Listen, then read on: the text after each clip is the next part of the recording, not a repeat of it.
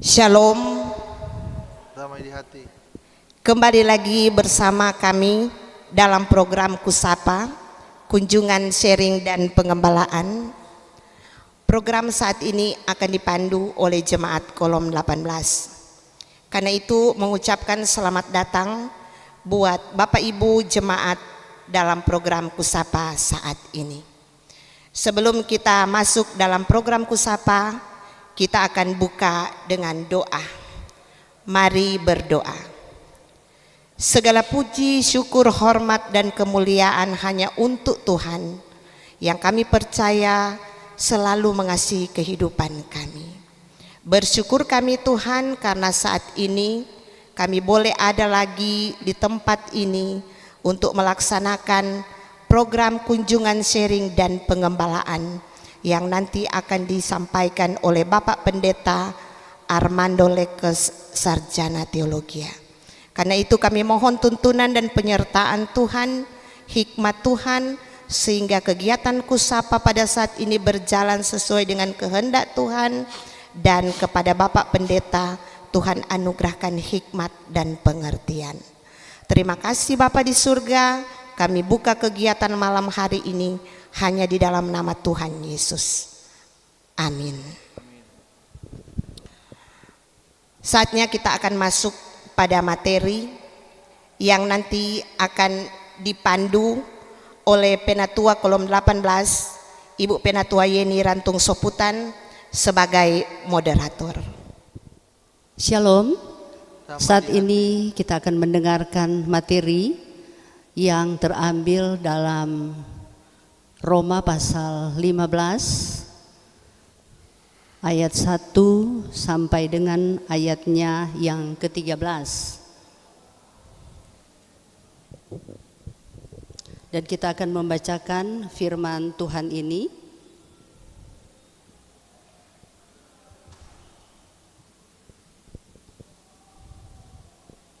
Firman Tuhan berbunyi demikian.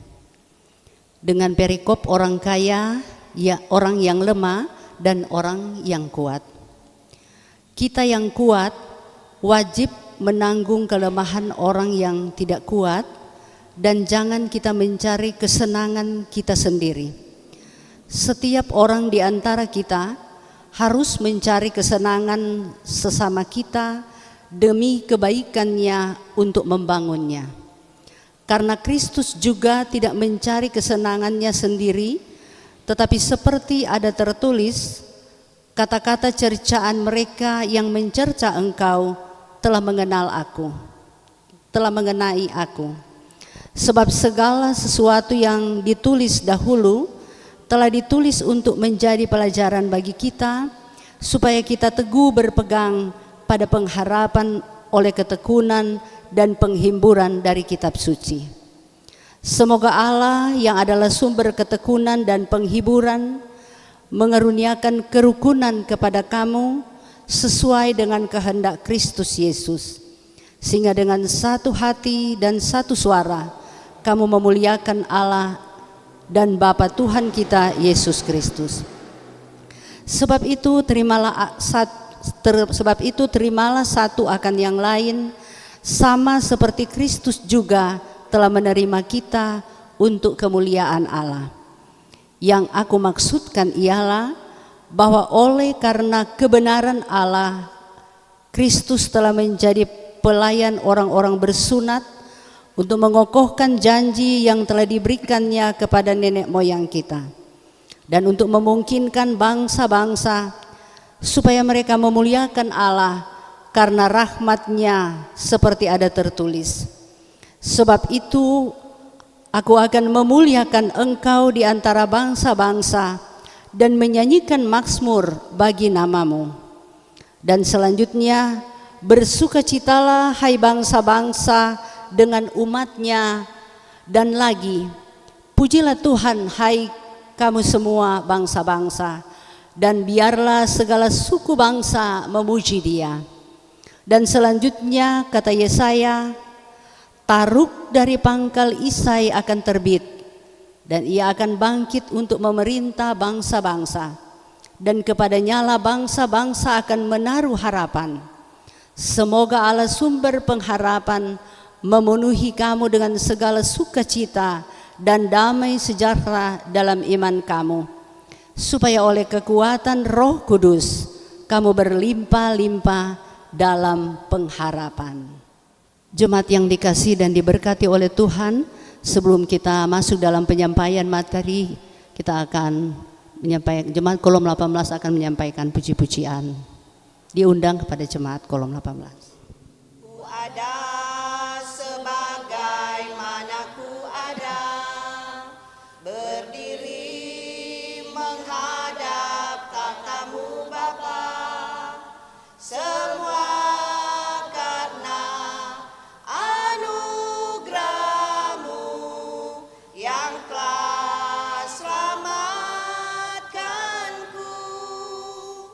Ku hidup dalam segala kelimpahan, ku layak untuk melayani Tuhan, semua karena anugerah-Mu tercurah bagiku.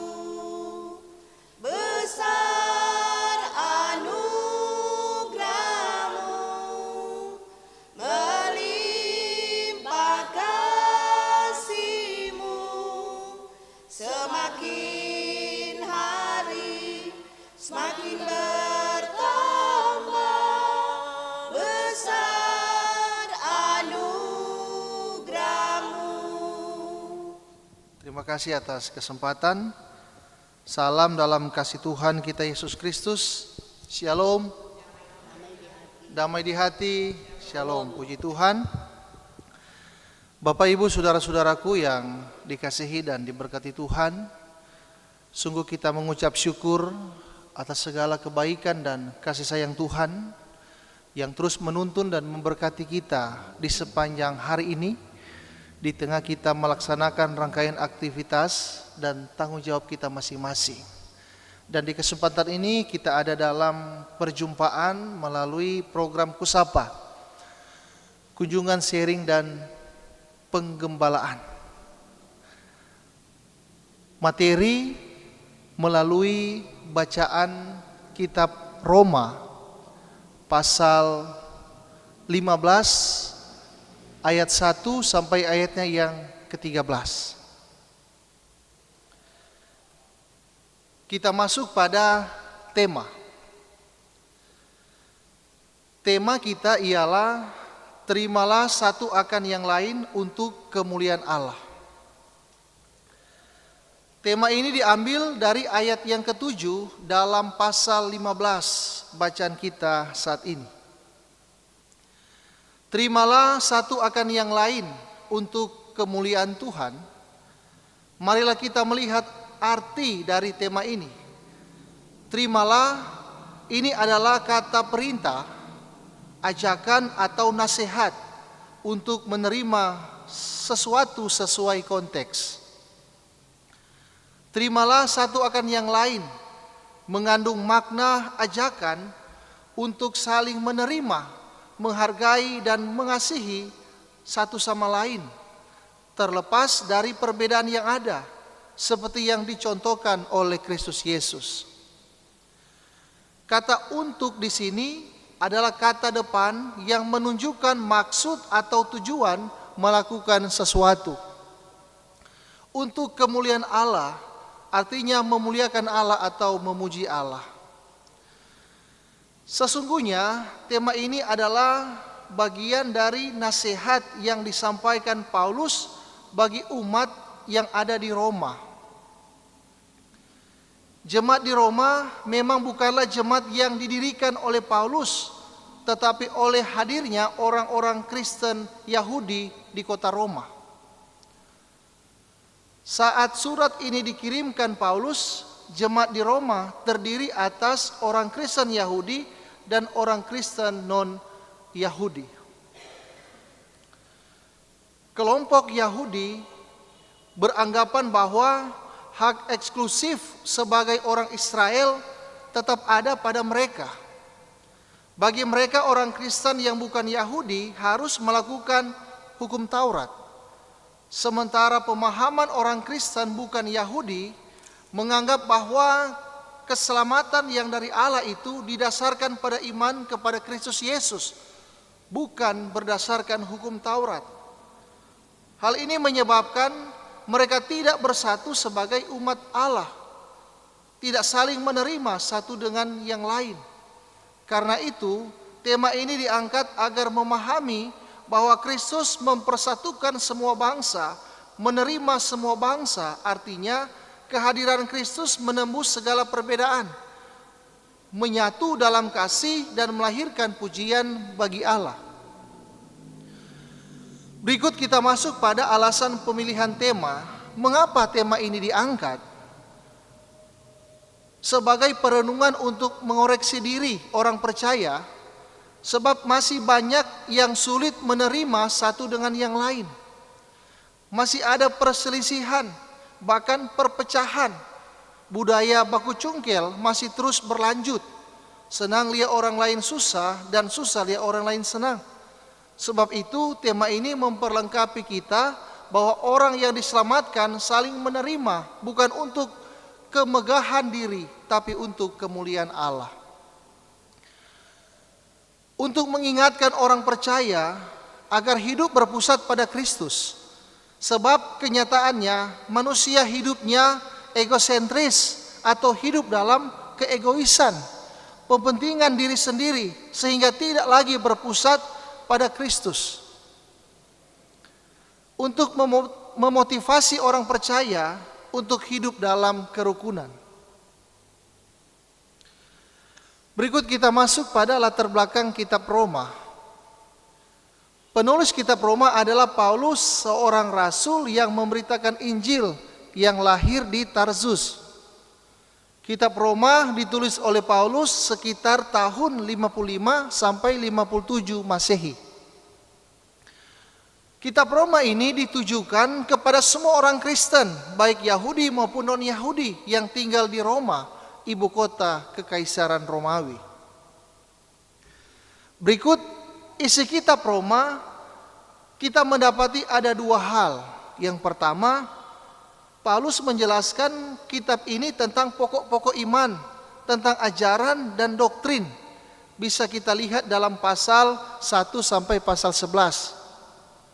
Yang kedua, Paulus menjelaskan tentang sikap hidup orang beriman yang telah diselamatkan dan apa yang harus mereka lakukan. Berikut kita masuk pada pembahasan teks, pokok-pokok pikiran ayat 1 sampai 2, panggilan orang percaya yang kuat menanggung yang lemah. Ayat 3 sampai 6, keteladanan Kristus dan pengharapan. Ayat 7 sampai 12, nasihat untuk saling menerima. Ayat 13, doa berkat pengharapan. Berikut di ayat pertama, Paulus mengatakan kita yang kuat wajib menanggung kelemahan orang yang tidak kuat. Ada dua perbedaan yang bertolak belakang, yaitu orang yang kuat dan orang yang tidak kuat. Siapakah yang dimaksudkan Paulus tentang orang yang kuat dan yang tidak kuat melalui bacaan kita saat ini? Orang yang kuat dari teks asli bahasa Yunani adalah dunatos, yang berarti orang yang berkuasa atau berpengaruh. Paulus katakan kita, berarti Paulus juga mengkategorikan dirinya sebagai orang yang kuat. Orang yang kuat dalam iman. Selain Paulus, kata kita di sini menunjuk pada orang Kristen yang bukan Yahudi dalam jemaat. Mengapa mereka dikatakan sebagai orang yang kuat? Karena mereka memiliki iman yang teguh. Bagi mereka, keselamatan yang dari Allah itu didasarkan pada iman kepada Kristus, bukan berdasarkan melakukan hukum Taurat. Selanjutnya Paulus mengatakan orang yang tidak kuat dari teks asli bahasa Yunani adalah adunatos, yang berarti orang yang lemah, tidak berdaya. Ini menunjuk pada orang Kristen asal Yahudi. Mereka adalah orang-orang yang terikat pada peraturan-peraturan Yudaisme yang mengutamakan melakukan hukum Taurat. Yang kuat wajib menanggung yang tidak kuat. Bukan yang kuat makin kuat dan yang lemah semakin tidak berdaya. Di sini ada kata wajib, berarti sebuah keharusan, tidak boleh tidak.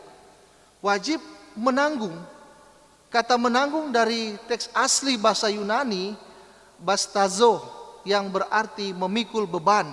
Artinya memikul beban bersama, ikut terlibat untuk menguatkan orang yang lemah, tidak membiarkan mereka sendirian. Ada tindakan yang menuntut pengorbanan untuk menunjukkan kasih yang nyata, bukan kasih yang dengan maksud yang negatif. Tujuannya untuk membangun orang lain dengan iman. Mereka yang kuat harus menolong mereka yang lemah imannya.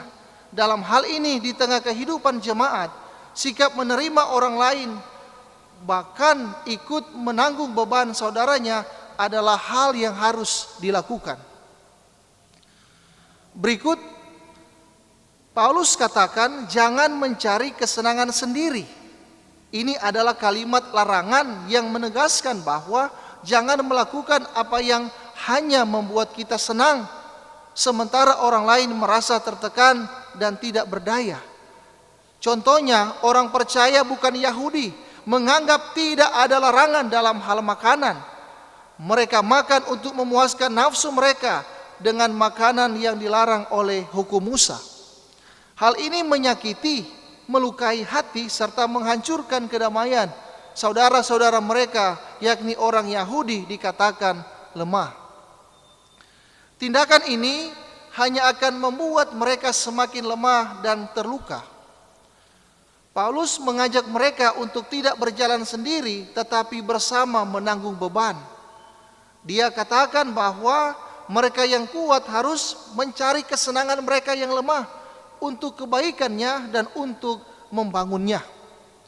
Paulus mau agar mereka saling membangun dalam iman untuk sama-sama menjadi orang Kristen yang imannya lebih kuat, bukan menjatuhkan sehingga terkesan yang jatuh semakin jatuh, seperti ungkapan sudah jatuh tertimpa tangga, tapi saling membangun dalam kasih.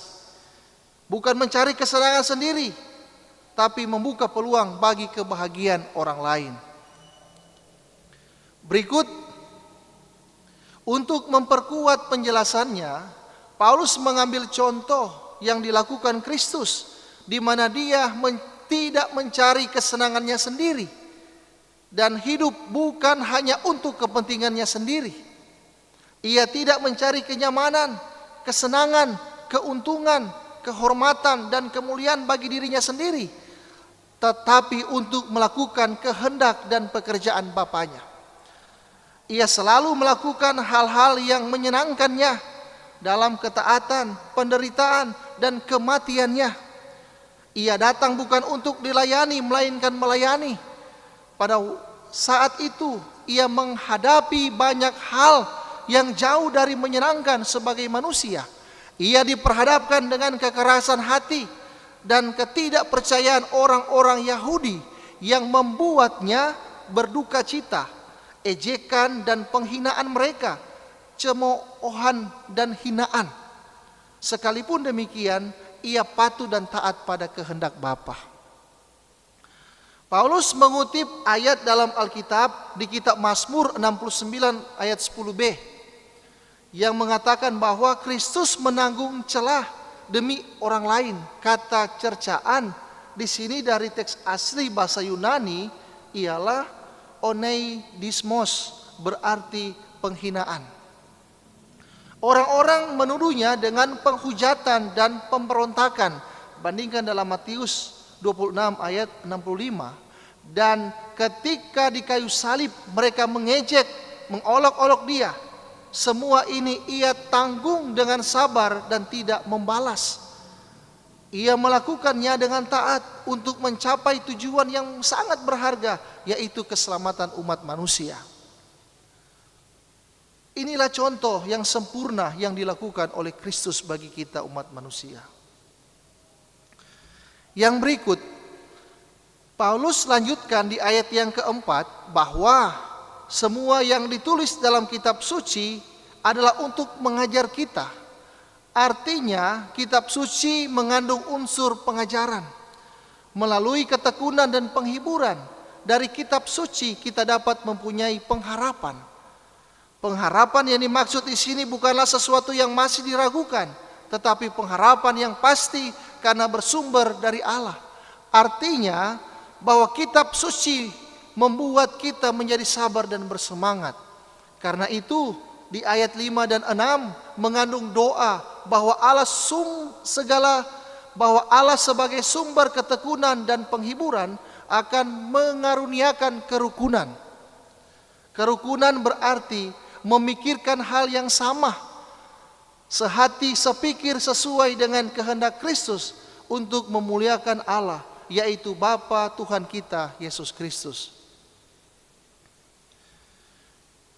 Yang berikut, di ayat yang ketujuh, Paulus mulai menasehati jemaat. Dimulai dari kata terimalah yang adalah kata kerja. Terimalah satu akan yang lain, artinya saling menerima dengan sukacita, yang kuat kepada yang lemah kepada yang kuat. Saling menerima sama seperti Kristus yang telah menerima kita. Kata menerima dari teks asli bahasa Yunani ialah proslambano, yang berarti mengambil. Ini adalah tindakan untuk menerima seseorang dengan kasih. Ini digunakan untuk menggambarkan kasih Kristus yang menerima semua orang yang datang padanya. Kristus memeluk dengan tangan terbuka dan dengan cara yang penuh kasih. Semua itu untuk tujuan yang sama, yaitu untuk kemuliaan Allah. Agar orang memuliakan atau memuji Allah, tujuannya hanya satu, yaitu supaya Allah dimuliakan.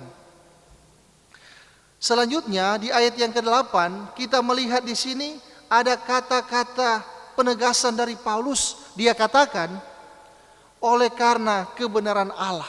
Dari teks asli bahasa Yunani ialah aletheia, disebut menunjukkan bahwa Allah akan melakukan apa yang telah Ia janjikan, bahwa Kristus telah menjadi pelayan orang bersunat. Menjadi pelayan menggambarkan bahwa Dia datang untuk melayani, dan orang bersunat di sini menunjuk pada orang Yahudi. Sekalipun dalam pelayanan Yesus ada juga bangsa lain yang menerima keselamatan. Untuk apa? Yaitu untuk memenuhi apa yang Allah telah janjikan kepada nenek moyang mereka. Yang berikut, ayat 9 sampai 12 berbicara tentang bagaimana rencana Allah untuk menyelamatkan bangsa-bangsa di luar umat Israel. Ternyata sudah dinubuatkan sejak lama. Ia ingin bangsa-bangsa di luar Yahudi pun memuliakan Dia. Allah ingin menunjukkan belas kasihannya, dan untuk membuktikan pernyataan Paulus tersebut, maka ia mengutip beberapa ayat dalam Perjanjian Lama. Dia menggunakan kutipan ayat dalam kitab Mazmur pasal 18 ayat 50, Ulangan 32 ayat 43, Mazmur 117 ayat 1 dan Yesaya 11 ayat 10. Dalam kutipan-kutipan ini ada kata bangsa-bangsa. Ini menandakan bahwa kabar keselamatan ditujukan untuk semua orang dan semua bangsa, bukan hanya orang Yahudi saja, tetapi berlaku bagi semua bangsa tanpa melihat perbedaan. Berikut di ayat 13 kita melihat ada doa, berkat dan pengharapan. Paulus katakan Allah sumber pengharapan. Sumber berarti asal pengharapan itu adalah dari Allah. Allah lah yang membuat mereka berharap. Paulus katakan memenuhi dengan segala sukacita berarti ada kebahagiaan, ada damai sejahtera dalam iman, berarti mengalami kedamaian sepenuhnya karena percaya pada Allah. di mana Roh Kudus memberikan kekuatan sehingga tidak kekurangan pengharapan, tetapi justru berlimpah-limpah dalam pengharapan. Artinya mempunyai harapan yang makin kuat, yakin bahwa Allah akan menepati janjinya. Yang terakhir, kita masuk pada pesan firman. Saya mencatat ada beberapa poin yang penting. Yang pertama, perbedaan latar belakang sebagai warga gereja adalah sebuah kenyataan. Realitas ini harus dimaknai dengan bijaksana tanpa harus saling menjatuhkan satu dengan yang lain oleh karena merasa lebih istimewa dari yang lain. Perbedaan suku, ras, budaya, dan lain sebagainya bukan menjadi dasar dan alasan untuk saling menjatuhkan satu dengan yang lain. Dengan saling menerima satu dengan yang lain sebagai orang percaya akan mengantar kita untuk memuliakan Allah. Yang kedua, Kristus telah menjadi teladan bagi kita, karena itu teladanilah Dia. Yang ketiga, ungkapan terkenal dari Dr. Samratulangi adalah sitou timou tumouto, artinya manusia hidup untuk memanusiakan orang lain. Mari kita saling menopang, membangun, dan menguatkan dalam kasih. Yang keempat, kita diterima oleh Yesus Kristus melalui pengorbanannya tanpa memandang latar belakang kita. Kita diterimanya dengan cuma-cuma. Karena itu sebagaimana Yesus telah menerima kita, maka kita pun harus saling menerima antara satu dengan yang lainnya tanpa memandang perbedaan yang ada.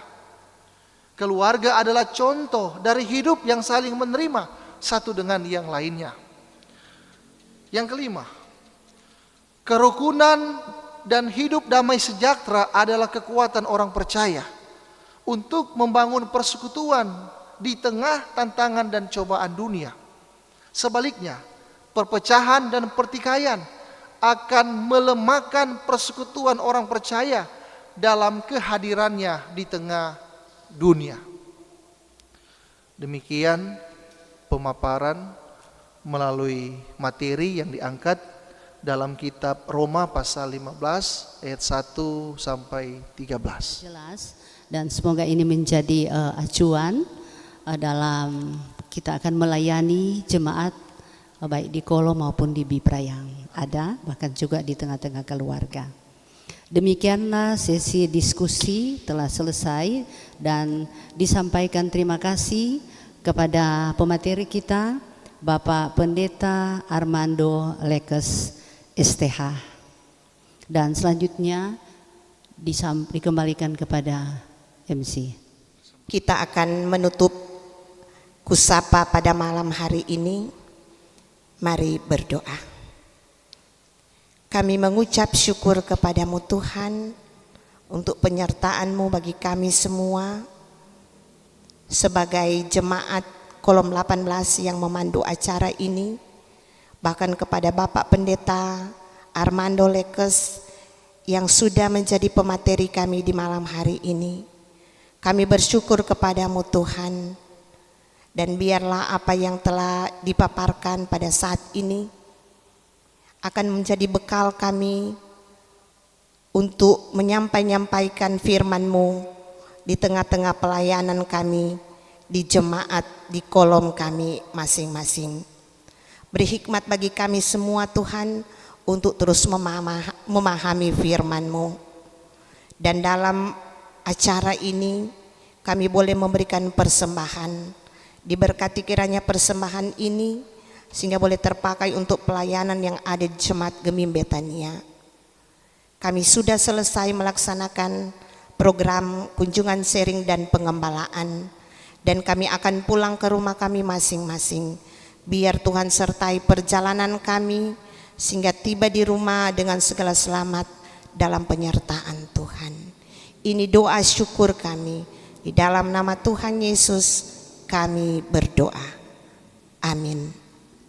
Demikianlah ibadah atau program kunjungan sharing dan pengembalaan kita pada saat ini. Disampaikan terima kasih banyak buat Bapak Pendeta yang sudah menjadi pemateri kita, kepada jemaat kolom 18, bahkan pelayan khusus yang hadir, disampaikan terima kasih banyak. Tuhan Yesus memberkati kita semua.